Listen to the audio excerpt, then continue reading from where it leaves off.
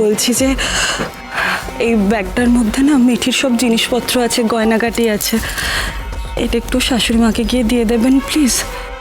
আসলে ওনা কোনোদিন নিজের জিনিসপত্র নিজে দেখে রাখেনি, আমরাই সবসময় সব কিছু গুছিয়ে রাখতাম। ছোট মেয়ে তো পারে না, একটু শাশুড়ি মাকে গিয়ে হ্যান্ড ওভার করে দেবেন, না শাশুড়ি মায়ের হাতে। হ্যাঁ, আপনি চিন্তা করবেন না, আমি মায়ের হাতে গিয়ে এটা দিয়ে দেবো। Thank you. বলছি যে একটু খুলে সব কিছু একটু দেখে নিন না। কটা আছে? হ্যাঁ, এই যে ওই 12টা দেখে নিয়েছি। চিন্তা করবেন না, আমি গিয়ে মায়ের হাতে দিয়ে দেবো।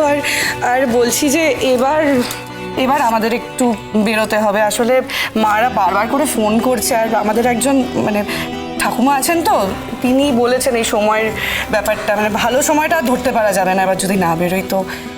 প্লিজ ছেড়ে দে, ওদের যেতে দে। যেতে যখন হবেই তখন যেতে দে, আর আজকে রাখিস না। ওদের বাড়িরও তো কিছু নিয়ম কানুন আছে, ছেড়ে দে। ও মা, যাওয়ার সময় মেয়েটাকে কিছু খাইয়ে দিয়েছো নাকি? কিছু তো খেতে চাইলো না মা, অনেকবার বললাম, তাও কিছু খেতে চাইলো না।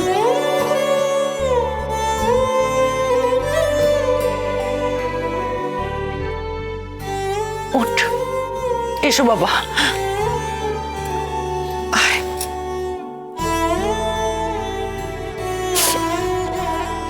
মিঠি,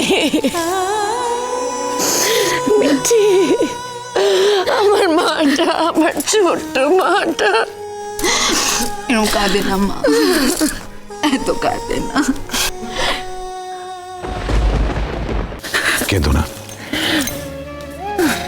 তুমি এরকম কান্নাকাটি করলেও যাবে কি করে? তুমি ঘরে যাও।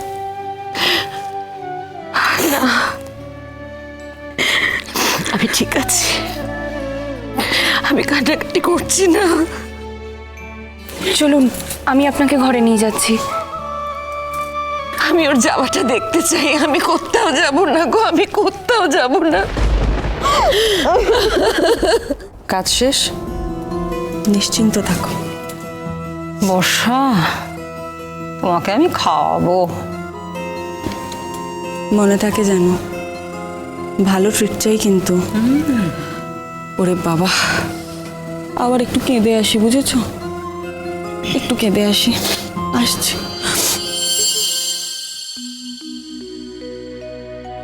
যদি বন্ধু যাওয়ার চা হাতের বালিয়া খুইলা যাও রে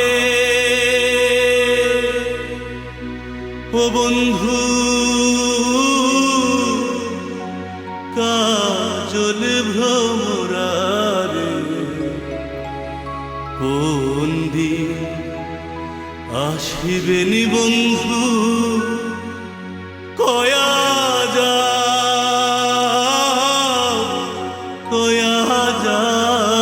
রে কোন দিন আসিবেনি বন্ধু, কয়া যাও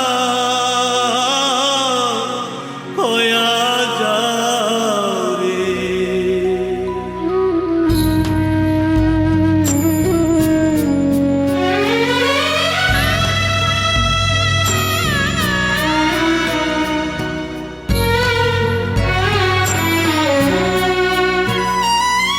যদি বন্ধু যাবার চা ঘরের গামছা থুয়া যাও রে, যদি বন্ধু যাবার চা ঘরের গামছা থুয়া যাও রে।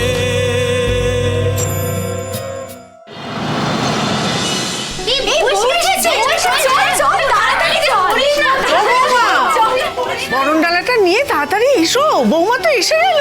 বরণ করবে না? হ্যাঁ হ্যাঁ মাসিমা, আরে আসতে গিয়ে তো শাড়ি জড়িয়ে পড়ে গেলাম। যা লাগেনি তো?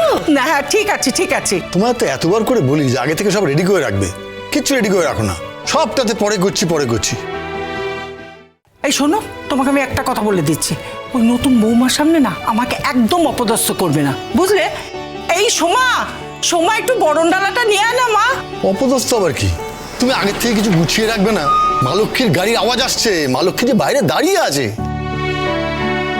ও, মা লক্ষ্মীর ওপর তোমার খুব দরদ, তাই না? আর আমার দরদটা কম, সেই তো? ঠিক আছে, এই বিয়ের পর শাশুড়ি আর বৌমা মিলে তোমাদের কিরকম কোন ঠাসা করতে হয় সেটা শুধু দেখবে। কি বাবু, দিদি দিল তো? ও দিদির তো ওই দেওয়াটাই কাজ, খালি সুযোগ খোঁজে কি করে আমাকে অপদস্থ করবে। আচ্ছা বউ যে বাইরে দাঁড়িয়ে আছে, তা তোমরা এখানে দাঁড়িয়ে কি করছো? হ্যাঁ, যাও বউর কাছে যাও। আমরা তো যাব, আপনি যাবেন না? আচ্ছা আমি কখন যাবো না যাবো সেটা আমি বুঝবো, তোমরা যাও না রে বাবা।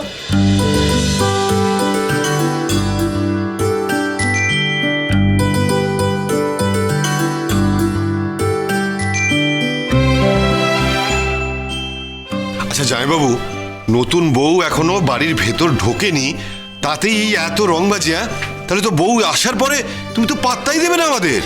তাই তো ওই নতুন বই তো আমার জোর, আমার শক্তি। এতদিন ধরে আমাকে এই সংসারে সবাই মিলে পিষ্ট করে চলেছে, এখন আমার এই বৌমা আসুক না, তারপর তোমরা দেখবে। বোঝো। চলো। এই তো মা, কেমন আছো? এই বরণের সময় কথা বললে না তো? এখন তো বরণ হচ্ছে, এখনই কথা বলতে হবে। ব্যাস শুরু হয়ে গেছে। এই একটা বিষয় কিন্তু আমাদের বাড়িতে ভীষণ মজার, মা আর বাবা দুজনে মিলেই চেষ্টা করবে তোমাকে তাদের দলে টানার। দেখো অলরেডি লড়াই শুরু হয়ে গেছে কিন্তু তাদের মধ্যে। নাও মা নাও, তাড়াতাড়ি বরণ করো, যা কান্নাকাটি করছিল তোমার বৌমা। সত্যি তো, এই দিনে কাঁদবে না তো আর কবে কাঁদবে? একটা মেয়ে তার মা বাবা আত্মীয় স্বজন সবাইকে ছেড়ে শ্বশুরবাড়ি চলে আসছে, আর আসল বাড়ি তো ওটাই, তাই না? যে যাই বলুক, ছেলে মেয়েদের যতই সমান অধিকার হোক, তুমি এখন বিয়ে করে এই বাড়িতে এসেছো, মানে শ্বশুর বাড়িতে ঢুকেছো। আজ থেকে এই বাড়ি হলো তোমার, আর সবাইকে না একদম কুণ্ঠাসা করে রাখবে। যাক বাবা, ফাইনালি মেয়ের মুখে হাসি ফুটেছে। সত্যি আমি খুব ভয় পেয়ে গেছিলাম, ও যেভাবে কান্নাকাটি করছিল।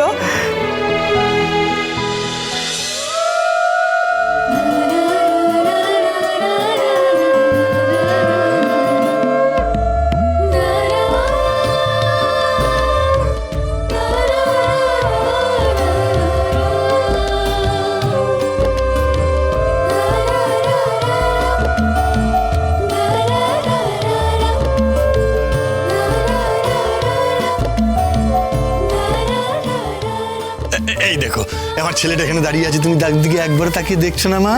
হ্যাঁ, এদিকে ওই চেরি টেরি দাঁড়িয়ে আছে, তাদের দিকে তাকিয়ে আছো।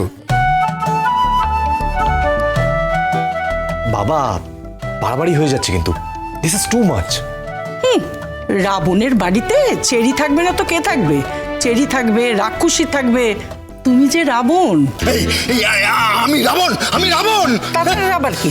সবাই জানে তুমি রাবণ। আমি কিন্তু মন্দোদরী নই, আমি সীতা। তুমি আমাকে ডাকাতি করে দস্যুগিরি করে তুলে এনেছো। আচ্ছা মা, হয়েছে, এখানে আমরা রামায়ণ মহাভারত পাঠ করতে বসিনি, আর এখানে কতক্ষণ দাঁড়িয়ে থাকতে পারবো জানি না, প্লিজ একটু তাড়াতাড়ি করো না, এমনিতেই টায়ার্ড আমরা। হ্যাঁ রে, বিয়ে করেছিস তাইতেই একেবারে টায়ার্ড হয়ে পড়েছিস। আর মিঠিমাকে দেখ, নতুন বউ মুখে কিচ্ছুটি বলছে না, শুধু হাসছে। তুমি বর বলে সাপের 5 পা দেখেছো? চিরসখা হে